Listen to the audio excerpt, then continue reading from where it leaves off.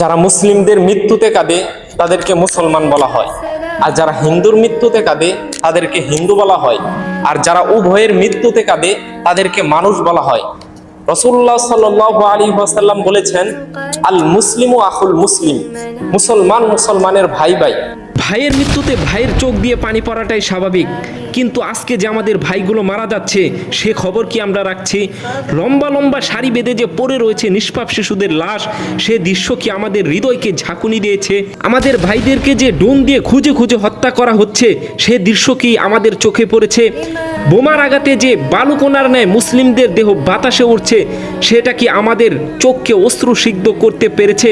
শুনে রাখুন, রাসূলুল্লাহ সাল্লাল্লাহু আলাইহি ওয়াসাল্লাম বলেছেন, মান মাতা ওয়ালাম ইয়াগজু ওয়ালাম ইউহাদ্দিস নাফসাহু বিল গাজওয়া মাতা আলা শু'বাতিম মিনান নিফাক। যে ব্যক্তি মারা গেল অথচ জিহাদ করেনি, এমনকি জিহাদের আকাঙ্ক্ষাও রাখেনি, সে কুফরি অবস্থায় মারা গেল। সুতরাং আজকে যে আমাদের ফিলিস্তিনি ভাইদেরকে হত্যা করা হচ্ছে, এই দৃশ্য দেখে যদি আপনার মনে জিহাদের আকাঙ্ক্ষা না জাগে, এমনকি ফিলিস্তিনি ভাইদের প্রতি যদি সাহায্যের কোনো হাত না বাড়ান, অবশ্যই আপনি কুফরি অবস্থায় মারা যাবেন। এমনকি আপনি নামে মুসলমান হলেও আপনার কর্মে বিন্দুমাত্র মুসলমানের ছায়া পর্যন্ত নেই।